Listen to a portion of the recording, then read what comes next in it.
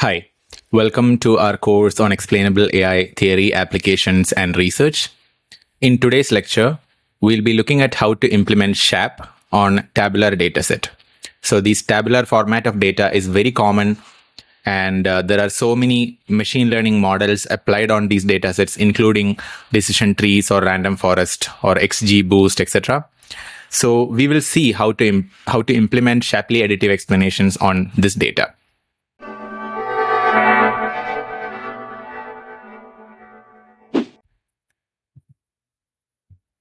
So the sample data set that we'll be looking at for today's purposes would be a particular data on adult income status. So there is a census which was taken in 1994 by Ronnie and Barry. And the idea here is there are a group of people whose age, working class, education, marital status, and few other details are known.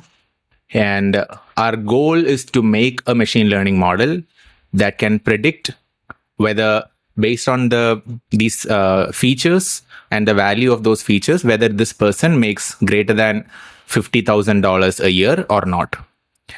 So this is an interesting problem because in this particular lecture, we are not interested in the accuracy of the model, but more than that, what we are interested in is if we have a model, how do we make a sense of why the model is making a certain prediction?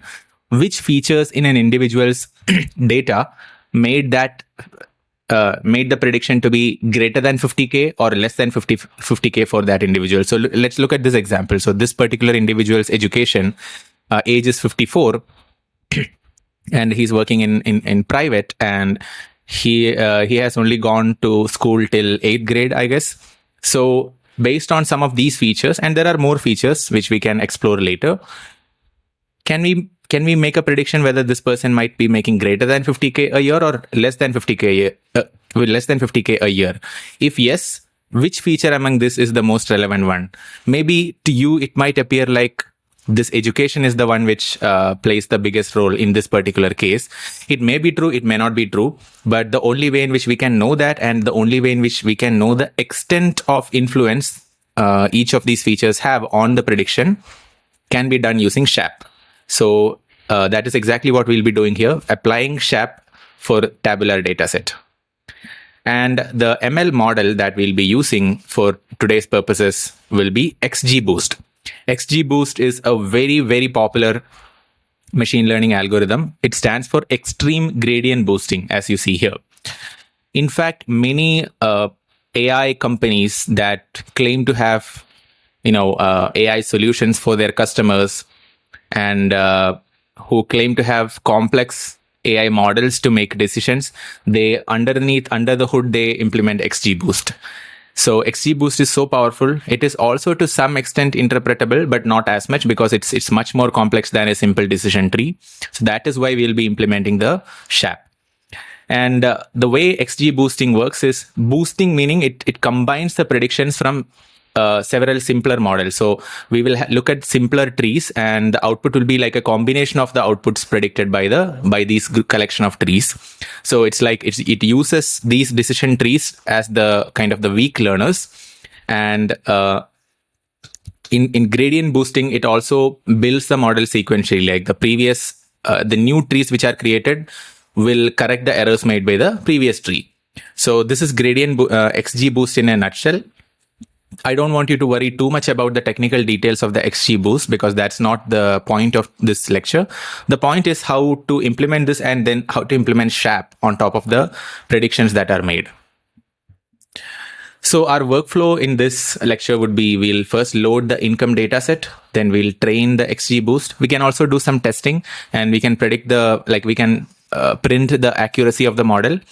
And then we will load the Shapley explainer for tabular data. And then we'll analyze the features within the data set, making that makes a contribution towards the classification. So with that, let us go into the Google Colab notebook. So this is the Google Colab notebook in which I have already written most of the code, and most of it is borrowed from the SHAP website. So first we'll be installing the libraries. We need SHAP, we need XGBoost. Plotly is used for making certain plots. We'll come to that in a while. And let's import the library. So we need matplotlib, NumPy for dealing with tabular data, XGBoost, scikit-learn, and SHAP. And this SHAP.init.js is like a JS visualization for this notebook. We'll come to that in one of the next code blocks. So let us run this. Okay. So this is good. So when we run the SHAP.init.js, you can see this JS appearing here. So we are importing the dataset from SHAP.datasets. So it's called adult, but basically it's the adult income dataset. And if you hover on top of this, you can see basically it has adult census data, as you see here. It has, if it is true, the raw data, like there is true or false, and there are a bunch of features. And the X display and Y display, I guess, are the or X and Y are rather the data and the label. So we can run this and print it. So let us print X to see how it looks like. It must be all the different features. So as you can see, age is a feature, work class, education. I think this is number of years of education, marital status, occupation. So maybe this is the number of relationships a person had in a married, like number of marriages a person had probably. So this is mostly in the US. I think the data set is from occupation, number of jobs that this person had so far, I guess, and relationship status, race, and these numbers signify, I guess, there is a number coding for each race. Does not matter too much for our purposes. We'll just treat it as numbers. Male or female, capital gains and capital loss. I guess this is from the stock market or any other sale of these assets. Then hours per week of working, and this is country. And most of the data set is from this 39, probably, right? That is probably United States. I did not check that, but I guess it is that. But does not matter. The accuracy of which country is this does not matter. This is how the X looks like. X is the data sets. Now let us look how Y looks like. So let us print Y. So false, false, false. So these are all false means less than 50K and true means greater than 50K. We can check if this is true also.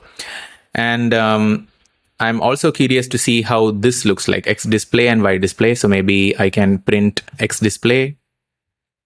And so this is how it looks like. And okay, so I guess here the numbers are replaced by the actual values. So instead of race being a bunch of numbers, here it's white, black, maybe Hispanic. I don't know. There are many other races as well, right? So then there is relationship, not in family, husband, wife, etc. Countries, yeah. So indeed, the country was United States, and there is male, female. So 0, 1 is that. Then marital status. I was wrong with respect to the marital status. So I said 432 was like the number of marriages, but that's not true. I was wrong on that. So please note that. So this was never married, married. I don't know what is CIV, spouse, divorced. So I guess this is currently married and never married and divorced. So sorry about the mistake earlier. So this is how it is, right? So X display and Y display, most likely it will be false, will be greater than 50K or something. And true will be greater than 50K. And okay, it's basically the same thing. All right, does not matter. Now let us create the train test splitting. So train test splitting is created such that the data points are split into 80% for training and 20% for testing. So this piece of code creates that X train, X test, which are the values, and Y train, Y test are the labels. And now let us look at the D train and D test. So D train and D test are the D matrix format, which is more convenient and much more efficient for XGBoost calculations. So, but let's not go into the details of that. Let's just run this and we'll just print the XTrain to see the training data. So this is the training data. And let's also print the number of rows. So it's already displayed here, so we don't have to print the shape. But basically there are 11 features. The first column is the index. Or I think or is it 12? Let me just count. 1, 2, 3, 4, 5, 6, 7, 8, 9, 10, 11. Yeah, so there are 11 features and there are 26,000 rows. So almost 30K data points in the training. And now what we do is we will be defining the parameters for XGBoost here. So in the parameters, ETA is the learning rate. So, and we are using binary classification with logistic regression. Subsample 0.5 means we will be using half of the training data set in each of the boosting rounds. And this is used for setting the initial values. And log loss is basically the evaluation metric. And 5,000 is the maximum number of boosting rounds, and we'll be kind of reporting the outcome once in every 100 boosting rounds. And if the boosting does not become any better, if the score does not become any better after 20 rounds, we'll be stopping to prevent overfitting and also to save our time. So let's run this. So you can see that here we are passing the dtrain, which was the D matrix of the training data. It was defined here. So XTrain was converted into dtrain, XTrain and ytrain, in fact. Then here you can see that the performance is being printed, the test log loss, and the evaluation is done on the testing data. So that is the D test. We can also print the accuracy. So that is what we are doing in this piece of code. So we'll be importing the accuracy score from scikit-learn. And this is the predicted probability. So we are predicting the probability on D test. And we'll create the predicted values because if probability is greater than 0.5, it'll be predicted as 1, otherwise 0. And then we are calculating the accuracy. So we can run this to check what is the accuracy of the model. It's almost 88%. Now we can plot something called as the importance. So this is something where we can see which features are the most relevant in making the prediction. So here you can see that age is highly correlated. So the F score maximum is 10,000. Age is most correlated. Hours per work is again most correlated. This is with the overall prediction accuracy. So overall age has the highest correlation. Hours per week has the next highest correlation. Occupation, education, number of years, I guess, capital gain, etc., etc.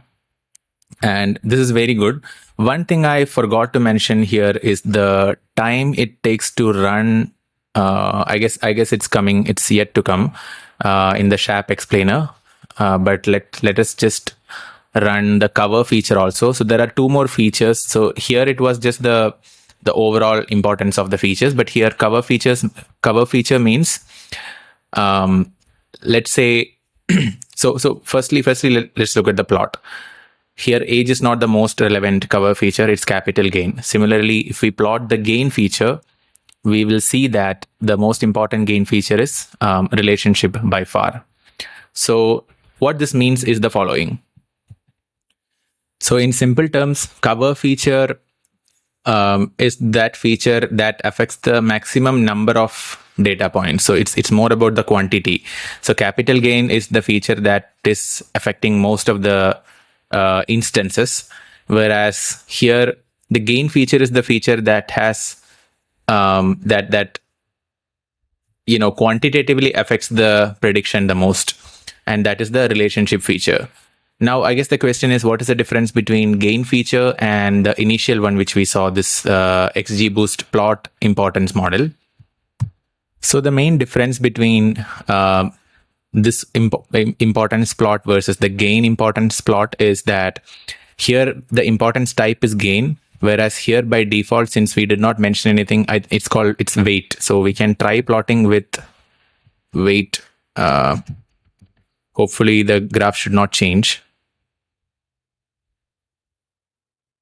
Yeah, so graph is the same. So what this means is there are three types of plots. So maybe I will also add it here, weight metric. So if it is weight, then it's about the number of times each of these features are used in making a split within the tree, the decision point. Cover feature is something that we already discussed. Gain feature is the relevance of that feature in making a particular prediction. So there are differences between each of these three features, but all of them tell us the importance of the features with respect to different aspects of XGBoost. Now we'll come to the main interesting part that we would like to see, which is the SHAP explainer. We want to see if XGBoost is making a prediction, whether that prediction is reliant on which of these features. So that is what we are going to see using the SHAP explainer. Okay, so now let's look at the SHAP explainer. Firstly, we are creating explanation for the samples X, and let me check the length of X. The X train was definitely, it was 26,000. I assume X should be maybe, there is 20% more data in the test. So let me just print x.shape.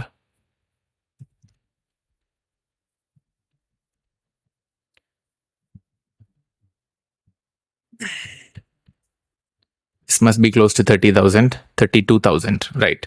So basically, we are calculating for a large number of values. Sorry, for a large number of data points, we are calculating the corresponding Shapley values. So this will take quite some time. When I tried running this before, it was not taking a minute or two. I would say it even took a bit more, maybe 3 to 4 minutes for me. I don't remember exactly if it is 1 to 2 minutes. I'll let you know. In any case, I will let this run and I'll pause the video and I'll come back once this is finished and I'll tell you how much time it took for me. The running actually took more than 5 minutes. So I will say this maybe 5 to 6 minutes. But now the SHAP explainer is ready. Now we can plot the SHAP force plot. So this is where we'll be using the init.js. And if you don't have, I think if you don't have this piece of line, I don't know if there is an error that it shows. Let me check. Okay, it works.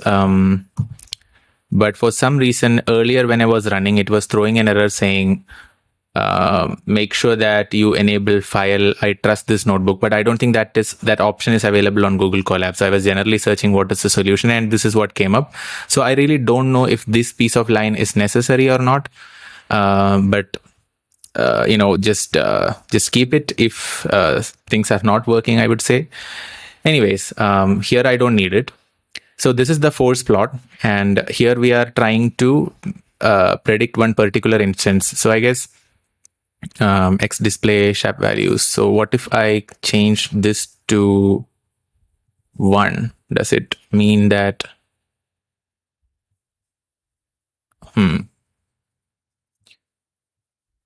I just want to see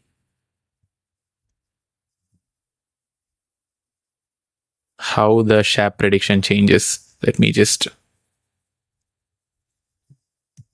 So here we display the Shapley value for the first instance, which is the 0th index instance of the dataset.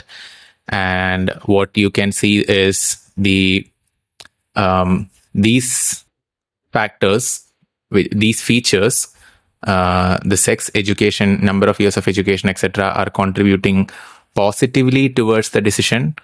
And capital gain, relationship not in family, occupation, 40 hours a week, marital status, I guess they are contributing negatively.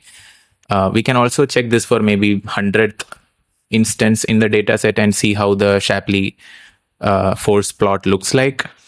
So this time relationship. It's an this person is a husband, occupation is executive, managerial, number of years of education 14. So the base value has increased to more positive now. Previously the base value was negative, and age is 76. So because the age is a bit high, it's contributing negatively towards the prediction. Capital, and you can also see the extent of it by looking at the, I guess, the size of this this force plot bar. There is another plot that you can show here, another variant of the force plot. So here, just have a look at this. So here we are plotting the force plot for the first 1000 instances in the dataset. Here we were plotting the 100th instance. So it was just one instance and showing how the force plot of that looks like. Whereas here we are plotting for the first 1000 instance in the dataset. So the horizontal like force plot that you see is plotted here vertically.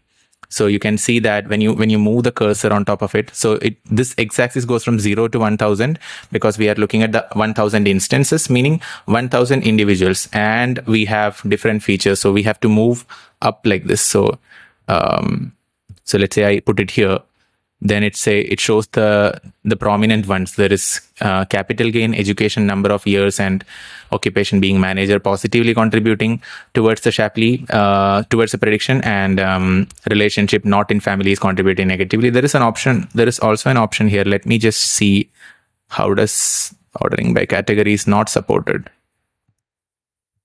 Let me see what all options are here. Sample order by similarity, hours per week. Okay, I guess here what it is showing is on the x-axis. On the x-axis, it is the hours per week. It can go maximum up to 100, I guess, for some people. So you can see that as the number of hours are increasing, the Shapley predictions are becoming generally positive, more positive. But let me just, okay, how about this? Order by the output value. And you can see so here the Shapley output value is decreasing. So the maximum one is here and the minimum is negative. And you can see that, so there are 1000 instances again, and we are just sampling the instances in the decreasing order of the Shapley values instead of in its original order of instances. So I think original sample ordering, this is the original one, right? Original sample ordering, not this. We had, let me just run this code once again just to get which one was the default. I think the default was, I'm not sure which one was the default. Let me run this code once again to render this again. This won't take too much time. Okay, so this was sample order by similarity. So I guess when it says similarity, I guess what it shows is the similarity of features, the features that contribute maximum. So I think for all of these people, it will be relationship, age, and stuff like that. For all of these people, it will be similar features. Okay, I guess. How about age? So for these people, mean age is less, mean age is 17, then age is increasing over here, and you can see that age is contributing positively, which is like age is in red color for most of these people, I think. And as the age is increasing, as the age increases, I guess it contributes a bit negatively. Yeah. Somewhere it should show age. Yeah, so here this person's age is 81 and it's in blue color. So age is contributing negatively towards this person's income prediction. And race, country, occupation, hours per week is interesting. How about capital gain? Okay, this is huge. So for these people, I guess their capital gain is maybe negative or less. And here, because their capital gain is less, it's contributing negatively towards predicting that their income is greater than 50K, whereas all these people have very, very high capital gains. And for all of them, there is a very good prediction that their income is greater than 50K. Capital gain is positively contributing towards that prediction. This is a wonderful plot. I simply love this. Let's look at a few more plots. Shapley summary plot and Shapley dependence plot. So we can first plot a Shapley bar plot. So here it shows the parameters that have highest Shapley value, or whichever has the highest mean Shapley value. And if I zoom out a little bit, you can see that relationship and age, they have the highest mean Shapley value, and they impact model output magnitude significantly. And if you go up and here, if you look at the, I think the gain feature, cover feature, and the weight feature, they still do not say this exact same thing what the current summary, Shapley summary plot is showing. But basically here you can see age, relationship, number of years of education, they all matter the most when it comes to predicting that a person has more than $50,000 in annual income. And let's have a look at this as well. So this is again a different style of Shapley summary plot instead of the bar plot. So previously we were plotting bar plot type was bar. This is not bar plot, but here again you can see that so here the feature value goes from blue, which is low, to high. So if age is the feature, blue means the person is very young, red means the person is old. And you can see that the positive, there are positive Shapley values on the right side of this vertical axis. And for age as a feature, most of the red points are in the right side of Shapley, meaning generally older people are richer. That's what this says. And you can also see number of hours per week. So generally all the red points are on the right side of this axis. So what that says is generally the more the number of hours of your work, more your income could be, which means the chances of a hard-working person who works longer hours per week may be earning greater than 50K per year.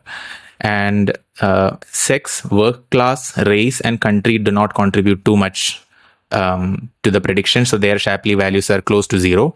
So they don't have too much impact. If this was flipped, like if this red color was here and if the blue color was here, then it would have said that relationship has a negative correlation with the prediction. So let's say age was flipped. So if the red color of age was here and blue color of age was on the right side, then it would have meant the older you are, the lesser your chances to earn higher income. But that's not true in the real world, right? So generally older people, they have higher salaries. So that's what this Shapley summary plot is showing, which is pretty much also shown here. Now, let us look at some Shapley dependence plots. These are some very, very interesting plots, another class of plots. So here, so firstly, we'll be displaying for a few different features. So this is Shapley value for age. X-axis is age itself.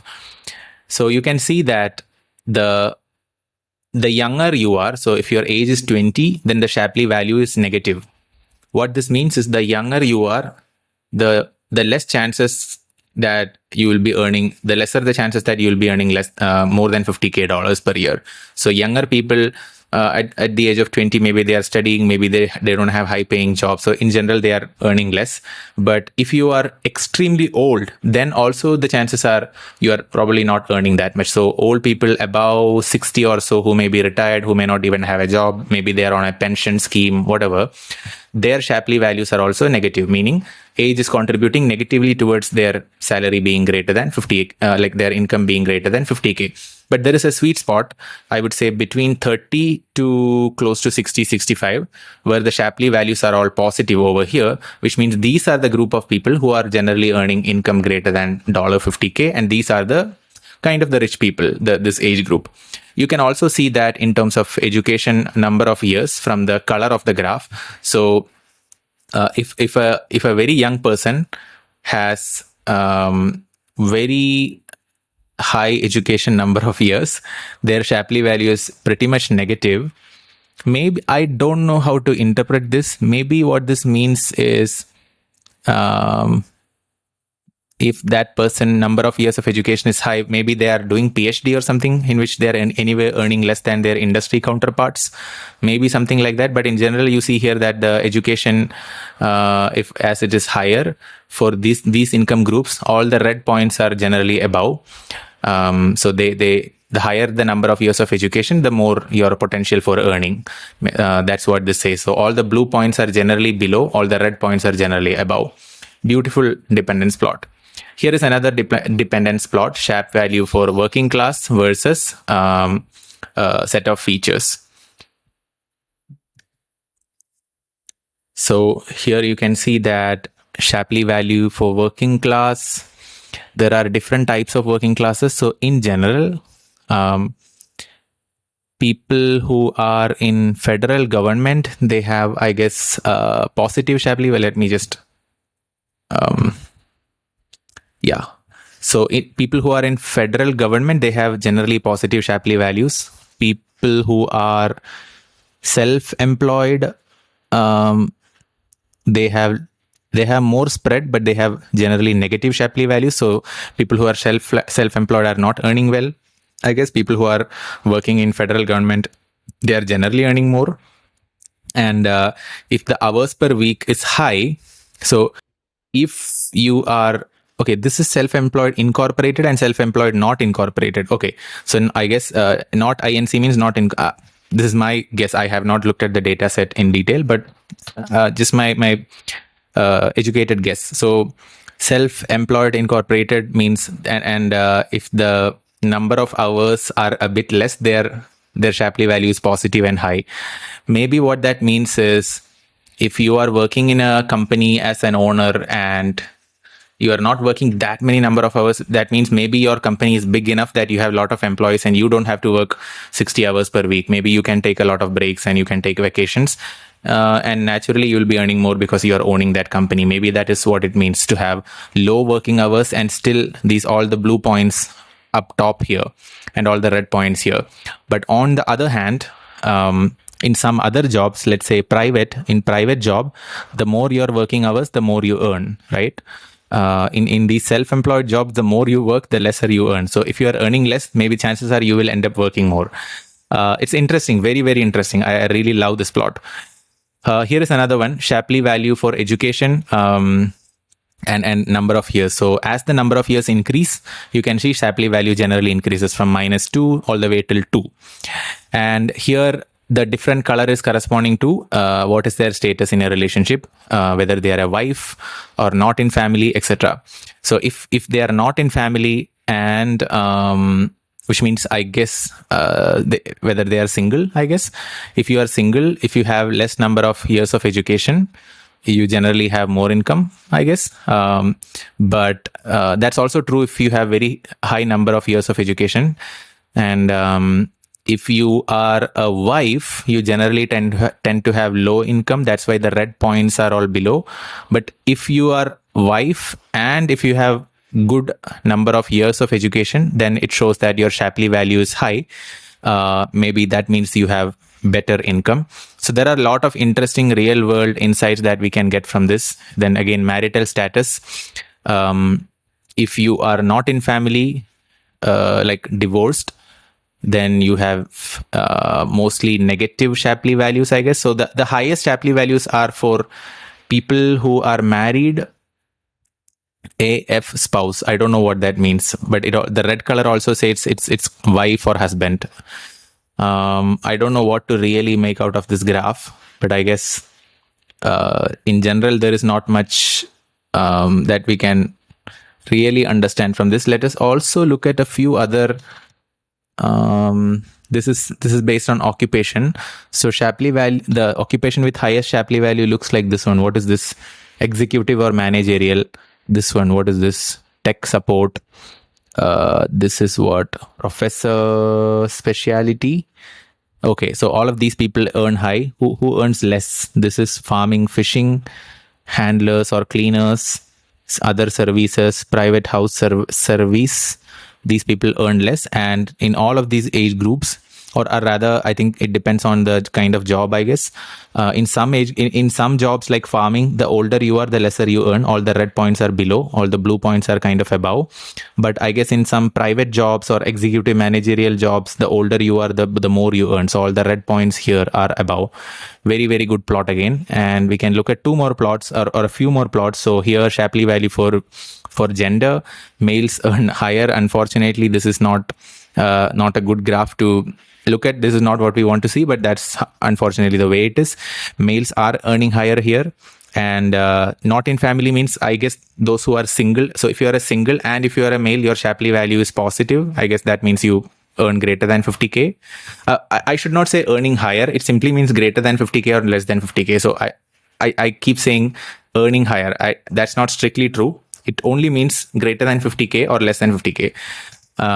Then there are a few more plots. I don't want to spend too much time on all of these because there are similar insights that we can get from these Shapley plots.